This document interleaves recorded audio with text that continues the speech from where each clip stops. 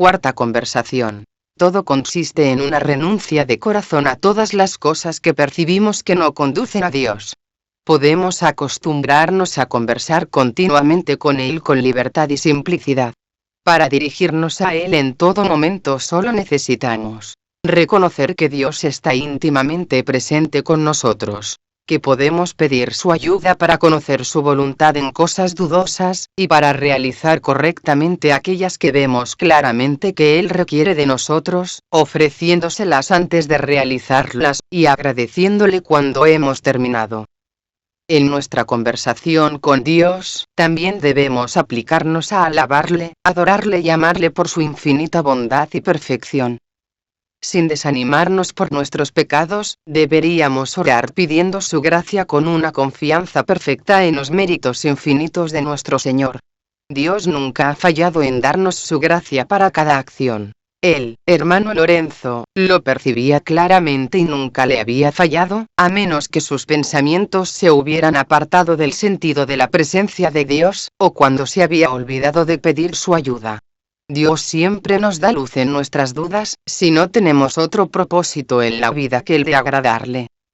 Nuestra santificación no depende de cambiar de trabajos, sino en hacer, para la gloria de Dios, aquello que comúnmente hacemos para nosotros mismos. Era lamentable ver cómo mucha gente confundía los medios con el fin, obsesionándose en hacer ciertas cosas que hacían muy imperfectamente, debido a sus consideraciones humanas o egoístas. El método más excelente que había encontrado para ir a Dios era el de cumplir con las tareas más comunes sin el deseo de agradar a los hombres, sino, hasta donde somos capaces, de hacerlas puramente por amor a Dios. Es un gran engaño pensar que los momentos de oración debían ser diferentes de otros momentos.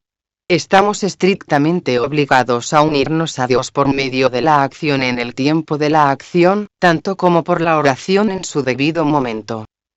Su propia oración no era nada más que una dimensión de la presencia de Dios, con su alma insensible a todo, excepto al amor divino. Y cuando terminaban los momentos dedicados a la oración, no encontraba ninguna diferencia porque seguía estando con Dios, alabándole y bendiciéndole con todas sus fuerzas, de tal manera que pasaba su vida en un gozo continuo, aunque esperaba que Dios le diera algunos sufrimientos cuando fuese más fuerte.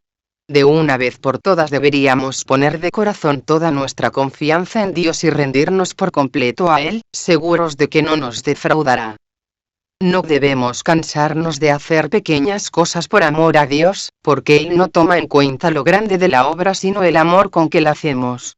No deberíamos sorprendernos si, inicialmente, fallamos frecuentemente en nuestros esfuerzos. Pero, finalmente deberíamos adquirir un hábito que naturalmente produzca los actos, sin nuestra preocupación, y para nuestro mayor deleite. La esencia de la religión es la fe, la esperanza, y la caridad, por la práctica de las cuales nos llegamos a unir a la voluntad de Dios. Todo lo demás es indiferente y debe usarse como medios para llegar a nuestro fin, y ser así absorbidos en adelante por la fe y el amor. Todas las cosas son posibles para el que cree, son menos difíciles para el que espera, son más fáciles para el que ama. Y aún más fáciles para el que persevera en la práctica de estas tres virtudes.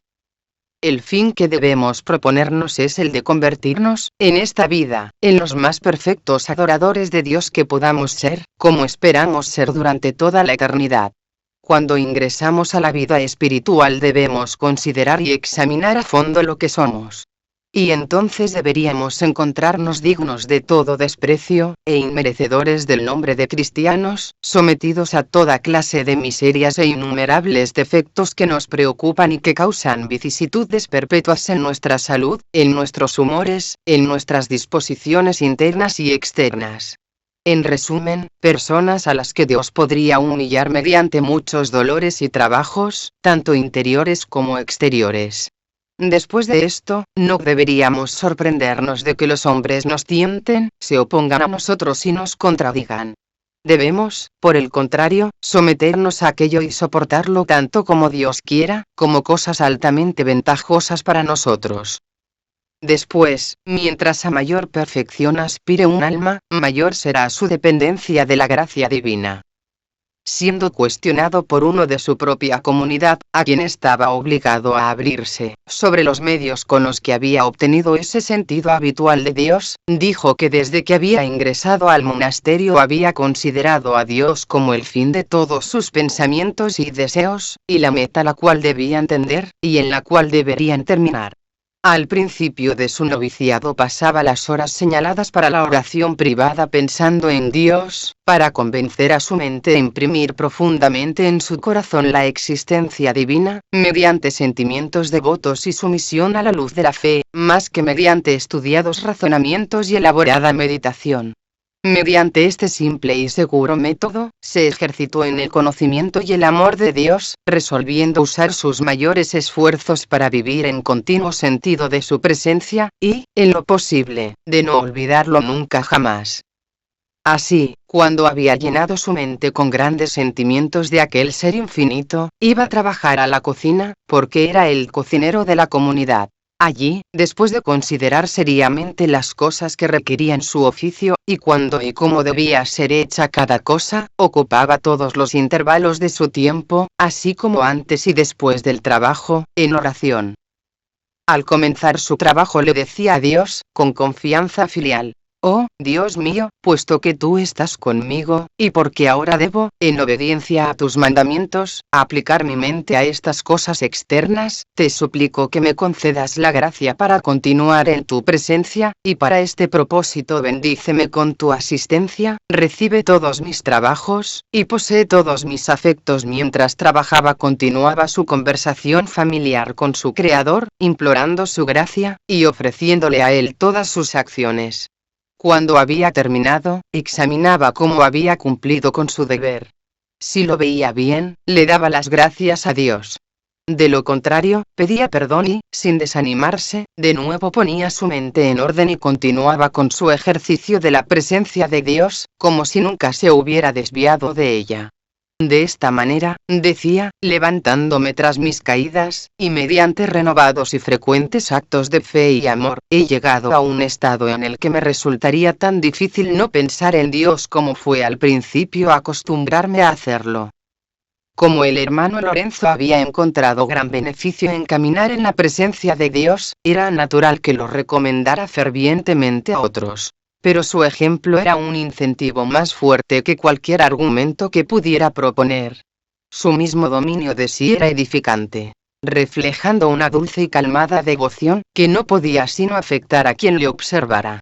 Y evidenciaba que en los momentos de mayor urgencia en el trabajo de la cocina, él seguía manteniendo su recogimiento y su mente en cosas celestiales. Nunca estaba apurado ni ocioso, sino que hacía cada cosa a su tiempo, con ininterrumpida compostura y tranquilidad de espíritu. Decía: «Para mí, el tiempo de trabajo no difiere del tiempo de oración, y en medio del ruido y el alboroto de mi cocina, con muchas personas pidiendo cosas diferentes al mismo tiempo, tengo una gran tranquilidad en Dios, como si estuviese de rodillas ante el Santísimo Sacramento».